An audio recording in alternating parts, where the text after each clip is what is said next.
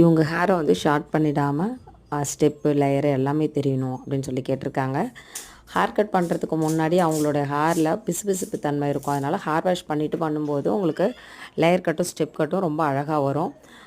என்ன hair cut பண்ணாலும் நம்ம ஹேர் வந்து பார்த்திங்கன்னா லென்த்தை வந்து எந்த அளவுக்கு குறைக்கணும் அப்படின்னு சொல்லிட்டு கஸ்டமர்கிட்ட கேட்டுட்டு அதுக்கப்புறம் தான் நம்ம லேயர் ஸ்டெப்ஸு இதெல்லாம் கொடுக்கணும். இவங்களுக்கு அட்வான்ஸ் ஹேர் கட் தான் பண்ணியிருந்தோம். சூப்பராகவே இருந்தது. இவங்களோட ஹேர் கட் எப்படி இருக்குது அப்படின்னு சொல்லுங்கள்.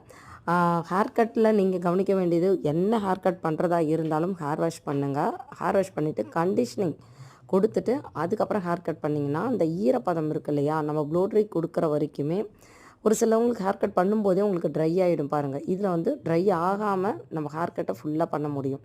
அப்புறம் ப்ளோ ட்ரை கொடுக்கும்போதும் ஹேர் வந்து நல்லா ஷைனிங்காக இருக்கும். ஸ்டெப்ஸும் லேயரும் ரொம்ப அழகாக தெரியும். இப்போ இவங்களோட ஹேர் கட் எப்படி இருக்குது அப்படின்னு சொல்லுங்கள். இந்த ட்ரிக்ஸை ஃபாலோ பண்ணிவிட்டு நீங்கள் ஹேர் கட் பண்ணியிருந்தீங்கன்னா நம்மளோட வாட்ஸ்அப் குழுவில் நம்மளுடைய ஃப்ரீ கிளாஸில் நீங்கள் அனுப்பலாம். ஃப்ரீ கிளாஸில் இன்னும் ஜாயின் பண்ணாமல் இருக்கீங்க அப்படின்னா ஜாயின் பண்ணிக்கோங்க. இந்த பேட்ச் முடிஞ்சிடுச்சு அப்படின்னா நெக்ஸ்ட் பேட்சில் கூட நீங்கள் ஜாயின் பண்ணிக்கலாம்.